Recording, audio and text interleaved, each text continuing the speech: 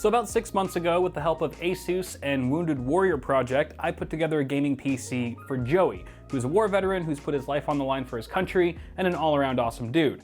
But recently his system stopped booting altogether, so Joey actually took it upon himself to deconstruct the whole system, rebuild it.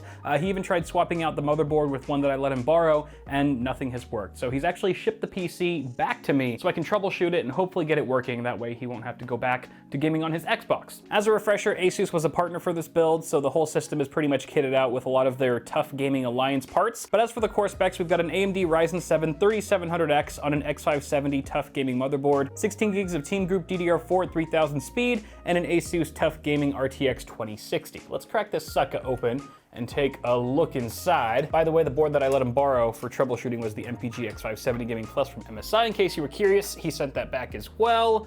Holy guacamole, look at them cables. Cable management, Joey. You can tell Joey definitely did some heavy troubleshooting here because it did not look this way when I built it. But you know what, more power to him. Joey had never built a PC himself before, so the fact that he took it apart and rebuilt it himself completely on his own is pretty admirable. But let's go ahead and power this guy on and see if it boots. I'm not expecting much because Joey already said it wasn't booting properly, but let's just see what kind of behavior we get here. This video is brought to you by the EVGA RTX 2060 KO. The card features 6 gigs of GDDR6 memory, a quiet dual fan design, and full metal backplate for added rigidity. Fast yet affordable, the RTX 2060 KO is built on NVIDIA's Turing architecture, allowing users to experience RTX on for next level realism in games. Click on the link below to learn more. I'm not expecting much because Joey already said it wasn't booting properly, but let's just see what kind of behavior we get here. Uh-oh, nothing. Something's not connected. It's not giving us any signals here, so let's take a look at our wiring. Front panel connectors, we're gonna check. Whoa, hold on. Front panel connectors, is that a fan header? I think Joey plugged the front panel connectors into a fan header. That is interesting. Then what's plugged into the front panel connector? HD audio. Okay, so Joey plugged the HD audio connector into the front panel pins, and he plugged the front panel connectors into a fan header. That could explain why our power button's not working. So let's go ahead and fix that for him. Oh, the pains of early PC building. We've all been there before, Joey. I've been there many times. Don't be too hard on yourself. All right, let's see if that works. Power button, engage. Engage.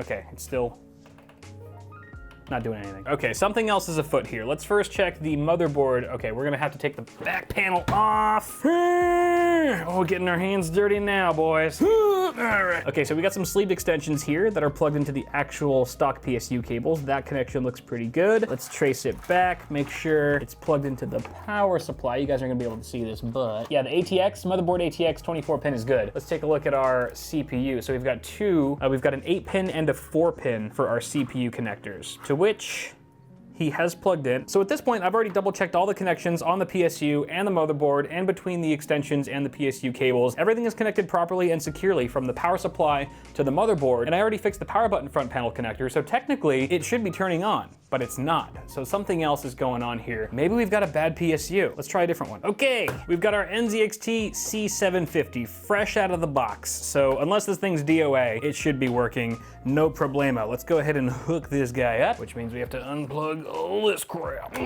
Just CPU, come on. Oh, I got such a...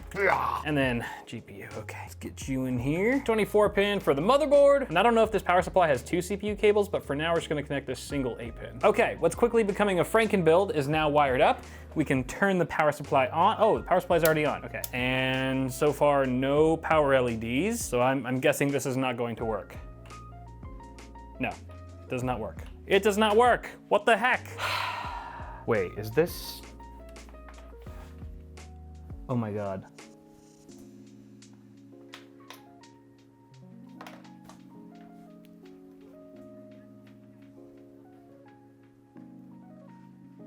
I'm dumb. Hold on, if this works, if this fixes it.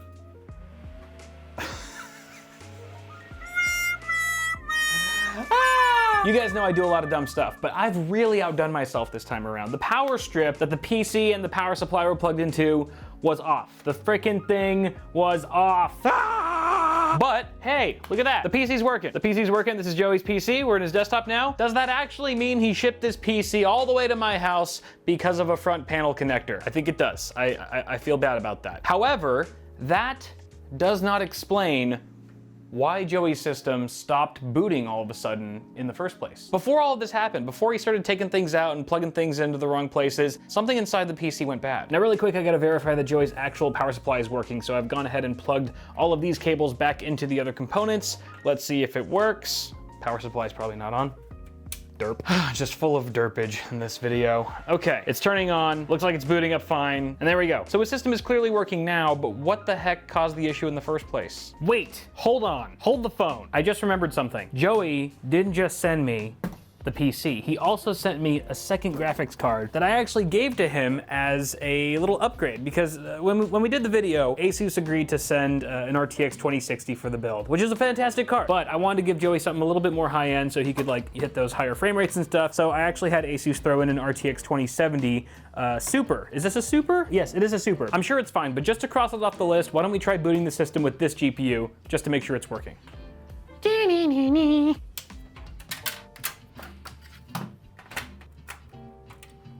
Okay, power supply back on. Motherboard LEDs are still on here. Let's go ahead and fire it up.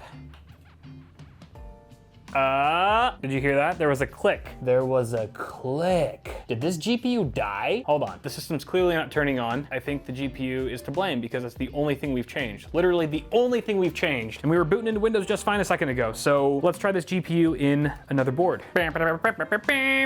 So we've got an X570 Prime Series motherboard from ASUS along with 16 gigs of Corsair Vengeance Pro DDR4. I believe it's 3000 speed. We've got an AMD Wraith Prism RGB cooler on top of a Ryzen 9 3900X. All right, let's slot this guy in. Ooh, it's so much more exciting when things don't work. All right, okay, oh, good thing I have this power supply right here. We're gonna be using an NZXT C750 CPU. Come on, come on, come on. Sometimes I swear to Bob. Oops, okay. Okay, getting power to the motherboard, that's good. Let's see what happens when we turn it on. Click, another click. Didn't turn on. The graphics card is dead. Crap, how did that happen? I don't know, but for whatever reason, the graphics card isn't working. And that's a shame because it's the much faster of the two GPUs that Joey has. I really don't want to accept the reality of the situation, so just to double confirm, I'm gonna pop the RTX 2060 in here. Moment of truth, if this works, if this boots up no problem, the RTX 2070 Super here is officially deadzo. Moment of truth.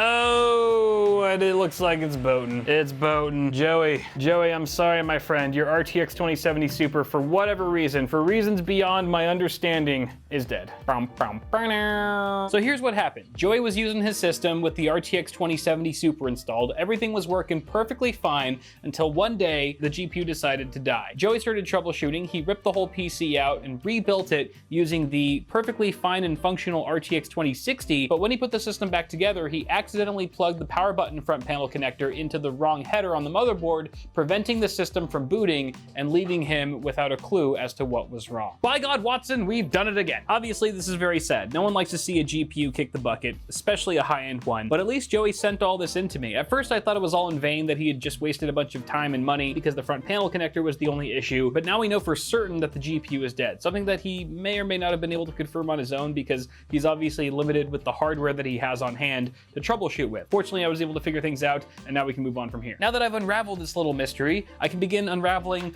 all of these cables and redoing them so that they look nice again and giving the system a good cleaning while we're at it. We meet again, Molex. Come on, you piece of...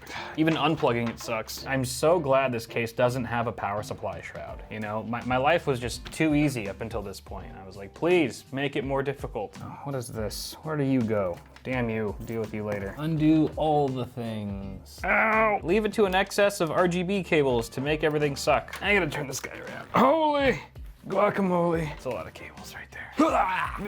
It's most definitely easier to do cable management from scratch as opposed to undoing someone's cable management and then redoing it, because now all the cables are jumbled together. They're not separated in their respective boxes where you know where everything goes. It's a little trickier to say the least, but it's okay. I've been training all my life for this moment and definitely won't screw anything up. Says the guy who doesn't know how power strips work. Shut up! That could have happened to anyone. Okay, I think I'm about ready to take this build out back and shoot it. I mean, clean it. I'm gonna clean it. Let's do that. At least it's got these nice handles. They're quite handy.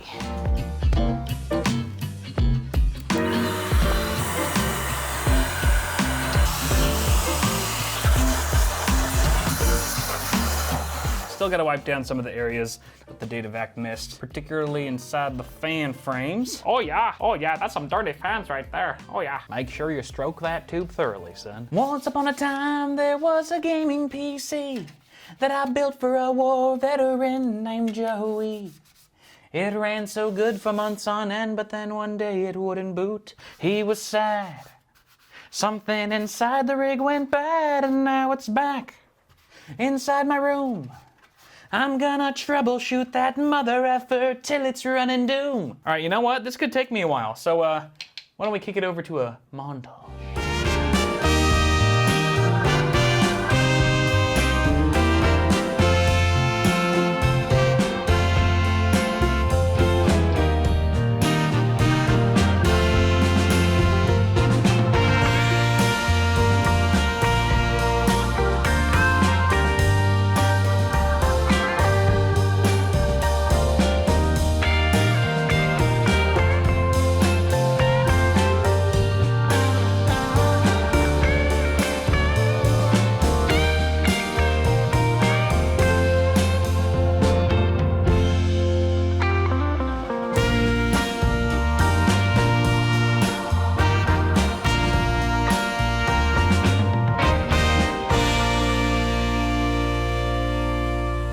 All right, cable management and cleaning is complete. Look at that. Look at, it's like I've done this before. Yeah, so, you know, it's pretty organized for the most part. Definitely much better than it was. So basically you can see how I've sort of set this up. This is pretty much, you know, cable management 101, but you kind of want to like group things together so it's not all just one jumbled mess. So you can see I've got some separation going on here. CPU, AIO, motherboard, front fans, got all the Molex connections here and so forth. So it definitely makes things a bit more organized. So if you ever do need to get back here and rewire things or add new devices, it's not a friggin' nightmare. But yeah, it looks pretty good, pretty snazzy. Let's take a look at the other side real quick. Oh, it's just moaning. Half my videos are moaning now.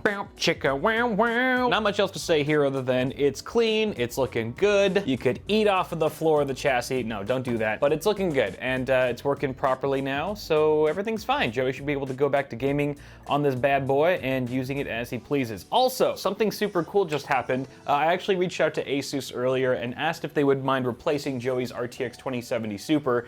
And they said yes, they're gonna do it. They're gonna replace it. It's actually on its way right now, which is super awesome. It's really cool and big of Asus to do that. So huge shout out to those guys, the whole team at Asus. Thank you so much for making Joey's day. I definitely had my fair share of obstacles in today's video, but you know what? It ended on a high note, so I can't complain too much. Guys, if you enjoyed this video, toss a like before you go and get subscribed for more tech content on the way. Also check out Bitwit.tech, our merchandise store. Yes, it's still here, and you still haven't bought anything from it. Shame on you. No, I'm just kidding. But if you see anything you like, feel free to pick it up. It's a great way to help support us. Everything we make on our store goes right back into the channel so we can continue bringing you awesome content. Thanks again for watching this one, guys. Have a good one, and I'll see y'all in the next video.